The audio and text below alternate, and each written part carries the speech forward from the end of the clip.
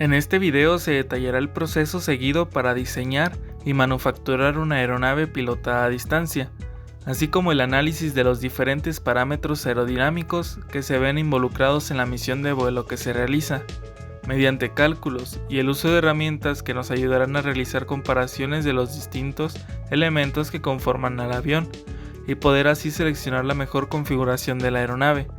Además, se mencionará las limitaciones de diseño, el proceso de selección de los materiales y el método de manufactura. El objetivo de este proyecto es diseñar y manufacturar una aeronave que sea capaz de cumplir con la misión de vuelo de circuito de carrera simple, abarcando las fases de despegue, ascenso, crucero, viraje, descenso y aterrizaje. Todo esto mediante un análisis estadístico en el que se muestran los criterios considerados para seleccionar la configuración de la aeronave. Al momento de construir nuestra aeronave nos tuvimos que plantear la pregunta de ¿para qué vamos a hacer nuestra aeronave?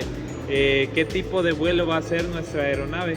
Ya que no solamente significa diseñar la aeronave sin ningún fin, sino que tiene que tener un fin estipulado para hacer todos los cálculos necesarios. Y aquí viene lo que es la misión de vuelo, lo cual es el conjunto de requerimientos, parámetros aerodinámicos y fases que experimentará nuestra aeronave a lo largo del determinado recorrido. En este video podemos observar el recorrido que realizará nuestra aeronave en su circuito de carrera. Partiendo en su despegue con un lanzamiento manual, su ascenso será hasta alcanzar una altitud fija, donde luego realizará un viraje de 180 grados para llegar a la etapa donde volará recto y nivelado una gran distancia, para posteriormente girar nuevamente 180 grados para alinearse con la pista y así proceder a su aterrizaje cayendo en una red. Luego de visualizar el recorrido de la aeronave, se detallarán los parámetros a los que volará en cada fase. En el despegue, la aeronave será lanzada manualmente con una potencia máxima. Durante el ascenso se necesita una velocidad de despegue de 26.25 metros por segundo y una potencia de 62.03 watts para mantener el ascenso a una velocidad de 30.09 metros por segundo. La aeronave girará en un radio de 20.5 metros con un ángulo de banqueo de 66.42 grados. Este giro lo hará a una velocidad de 21.44 metros por segundo y la tasa de viraje será de 1.04 radianes por segundo. El crucero lo hará a una velocidad de 20.97 metros por segundo para luego hacer el viraje nuevamente y aproximarse, esto durante la fase de planeo, cayendo a una tasa de 2.38 metros por segundo hasta su aterrizaje en la red. El perfil aerodinámico. Para analizar qué tipo de perfil aerodinámico se utilizó, se hicieron diferentes procesos y pruebas a través de software, por ejemplo XLR5, Xfoil, etc. Elegimos entre 6 perfiles alares que funcionaban con la configuración que elegimos. Entre ellos podemos encontrar el ETLER 187, el ETLER 184, el ETLER 374, el MyHotel 23 al 8%, el MyHotel 24 al 9.01% y la NACA 64208. Las pruebas se realizaron midiendo 4 ángulos, entre ellos tenemos 0, 3, 6 y 9 grados. Dentro de todos los análisis nos dimos cuenta de que aerodinámicamente el perfil ETLER 374 era el mejor dentro de los perfiles analizados. Sin embargo, había un perfil que era similar aerodinámicamente hablando y era mucho más fácil de manufacturar debido a que ya tenían dibujos CAD del perfil, permitiendo anexarlo al dibujo CAD de la aeronave e imprimirlo en 3D. Es por ello que se optó por el perfil alar, el cual es el MyHotel 24 a 9.01%. Muy bien, hablemos de la configuración del ala. Para la aeronave será de una configuración de ala fija. Sus alas tienen una forma trapezoidal y es un ala alta. Posee una envergadura de 750 milímetros y una superficie alar de 8.7 decímetros cuadrados. Ahora hablemos del tren de aterrizaje. Se optó por no utilizar un tren de aterrizaje, debido a que los cálculos a realizar se complicaban cada vez más y más, ya que se tenía que elegir una configuración de que si iba a ser un tren de aterrizaje retráctil o un tren de aterrizaje fijo. Si se elegía que era un tren de aterrizaje retráctil, se iba a complicar la mecánica y los mecanismos de la aeronave. Si se elegía un tren fijo, complicaba las ecuaciones y generaba un mayor arrastre, empeorando el performance de la aeronave.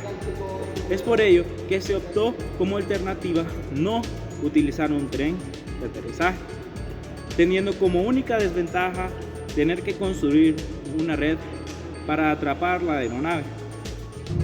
El empenaje puede variar en su diseño y funcionamiento, dependiendo del tipo de aeronave, se decide cuál es la selección más óptima. El empenaje es una parte muy importante de la aeronave, dado que es la principal estabilidad en el vuelo, y el conjunto de superficies permiten que sea un vuelo controlado.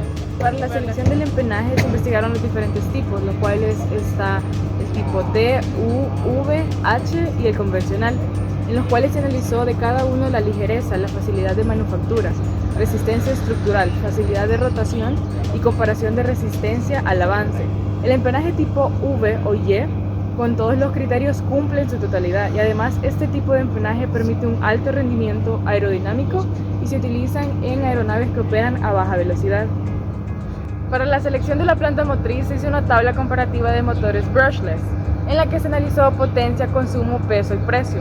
En un principio se seleccionó un motor brushless Charlie Papa 2207, en el cual se consideró a un precio razonable, porque su potencia máxima era de 555 watts. Y a raíz de nuestra investigación nos dimos cuenta que había un motor mucho mejor, con un peso razonable también de 3.88 gramos y a un precio de 1.300 pesos mexicanos. Y el motor brushless es el Sim E-Pro 2207, el cual tiene una potencia máxima de 845 watts. Respecto a los parámetros aerodinámicos que se estuvieron trabajando en diferentes procesos de proyecto, uno de los libros más recomendados en lo personal, el libro de Gudmundsson, que es el de General Aviation Aircraft Design, trae muy completo toda la teoría, todo lo que tiene que ver con el proceso, y no solo de los parámetros, sino que en general de todos lo que necesitamos para el proyecto. Hablando de parámetros básicos, está el peso. El peso es la suma de todo, ¿verdad? Todos los componentes del fuselaje, las alas, alerones, vertical, y los servos, el motor, batería, todo. También la altura de que iba a estar nuestro UAV con respecto al nivel del mar. Sacamos densidad, sacamos temperatura, que pues nos iba a ayudar más adelante para sacar el CL, ¿no?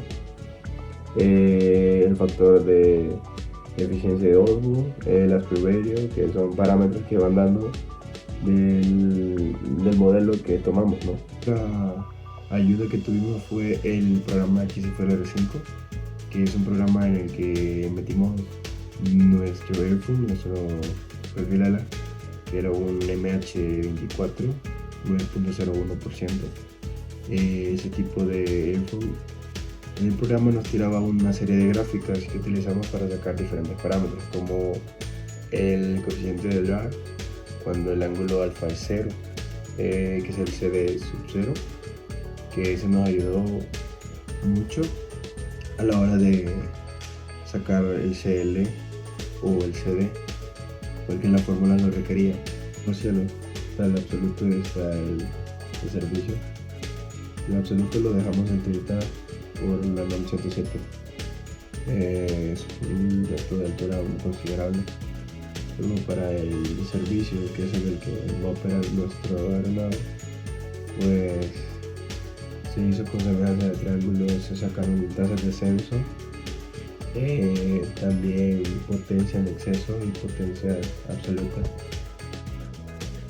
El alcance y la autonomía con la que se trabajaron, ¿verdad? En el caso de la autonomía se hizo la relación con lo que aguanta la batería y el consumo de los diferentes componentes, que serían en este caso los servo y el motor, que ese sería lo máximo que gastaría la energía. Nos dio un parámetro bastante apropiado, ¿verdad? Como 20 minutos de duración de batería, y con el alcance ya nos da un valor bastante también considerado, pero es con respecto a la autonomía. Entonces nos da un alcance de como 19 kilómetros aproximadamente. Con respecto al diseño de la aeronave, podemos concluir que los componentes electrónicos no se ven afectados por el espacio dentro de la aeronave. Por factores de conexión y desconexión, se pueden observar algunos componentes afuera de la aeronave. Al momento del vuelo se introducirán y se sellarán para que éste no afecte en su aerodinámica. Por lo tanto, este diseño no cuenta con ninguna limitación.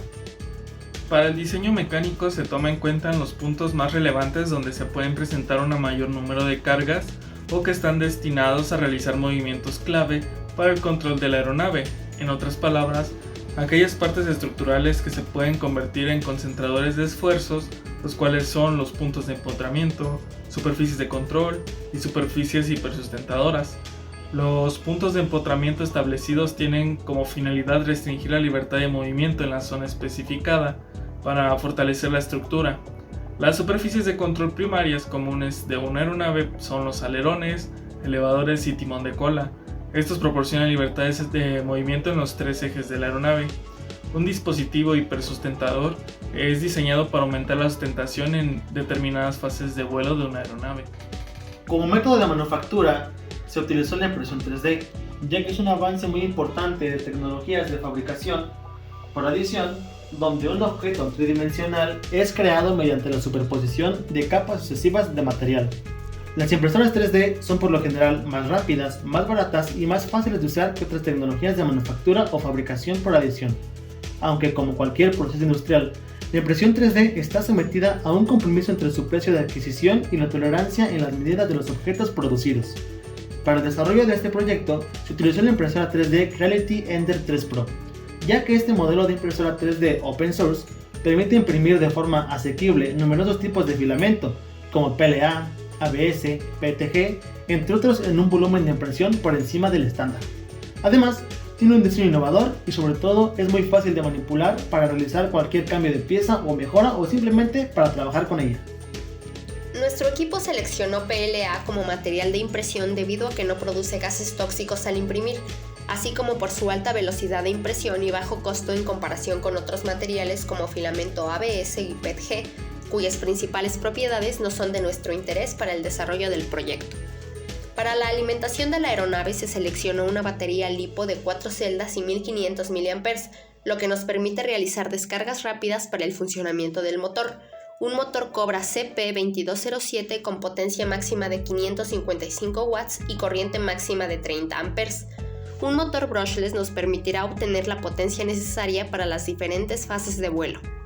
Para accionar las superficies de control se utilizarán 4 servomotores MG90S de 180 grados, pues proporcionan el torque suficiente para el control de las superficies. Un torque excesivo desestabiliza la aeronave. Con el objetivo de conseguir un buen desempeño aerodinámico, durante la primera etapa del proyecto se decidió utilizar fibra de carbono para fabricar el fuselaje, el empenaje y las alas de nuestro prototipo. Se determinó que las piezas pequeñas se fabricarían por medio de impresiones 3D a base de PLA. En la tabla de la izquierda se muestra la lista de materiales seleccionados durante la primera fase del proyecto. La cotización inicial resultó de 20.836 pesos con 60 centavos. Después de obtener el primer presupuesto, se tomó la decisión de cambiar los materiales con los que se construiría la aeronave para reducir al menos en un 70% el costo de fabricación. Por lo mismo, se determinó que toda la estructura de la aeronave se fabricaría mediante impresiones 3D en PLA. La tabla de la derecha contiene la lista de materiales adquiridos para la construcción del prototipo. Al sumar el precio de cada producto, se tiene un total de 4.948 pesos con 35 centavos, lo que representa el 23.74% de la cotización inicial. Como ya se mencionó anteriormente, el proceso de manufactura seleccionado para el desarrollo de este proyecto fue la impresión 3D, ya que es un proceso de manufactura muy innovador, muy fácil de usar y en parte barato. Antes de continuar con la impresión, lo primero es contar ya con el renderizado de la aeronave a utilizar. En este caso el modelo utilizado fue el Crow Racer, el cual ya contiene todas y cada una de las partes que componen esta aeronave, como lo es el fuselaje, perfil alar, el empenaje y las superficies de control. Para esto, antes de imprimir, es necesario configurar la impresora a los parámetros deseados para tener una mejor calidad de impresión, como lo es la densidad y la fineza. Además, también se seleccionó el material adecuado para poder construir la aeronave de la mejor manera. Una vez impresas todas y cada una de las piezas mencionadas anteriormente, lo siguiente es continuar con el proceso de ensamblaje. El proceso de ensamblaje se va a seguir por parte de una guía seleccionada por el diseñador del modelo Crow Racer, el cual indica que la primera parte o las partes a unir deben ser con un resistor, una resina de alta dureza, para que pueda ser resistible a golpes. El primer paso es unir el empenaje de la aeronave, que está compuesta por 3 piezas. Una vez unida esta, lo que sigue es unir las superficies de la parte de atrás de la cola, lo cual es el empenaje, como los elevadores, que son las superficies de control que se van a controlar después con nuestro mando, y después la superficie alar, que sería el perfil alar. En este caso la semiala, la ala y después poner los flaps, que son también superficies de control. Por último, una vez que tiene toda la aeronave unida, lo que sigue es colocar toda la electrónica, como son servomotores, el receptor, la batería, el ESC, que van a ser los protocolos de comunicación entre nuestra aeronave y el mando. Y finalmente también añadir lo que es el motor brushless con su respectiva hélice para que la aeronave salga a volar. Y este es el resultado.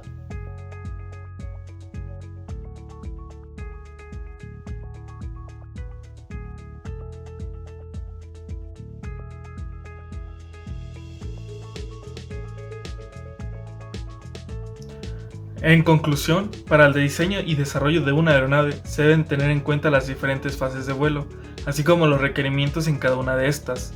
Conceptualmente, el método de diseño se basa en parámetros para posteriormente adaptarlos a las ecuaciones y obtener las características de la aeronave. Sin embargo, es necesario tener en cuenta que el dimensionamiento físico y la configuración del ala, así como los parámetros aerodinámicos de la aeronave, influyen durante todo el proceso de diseño.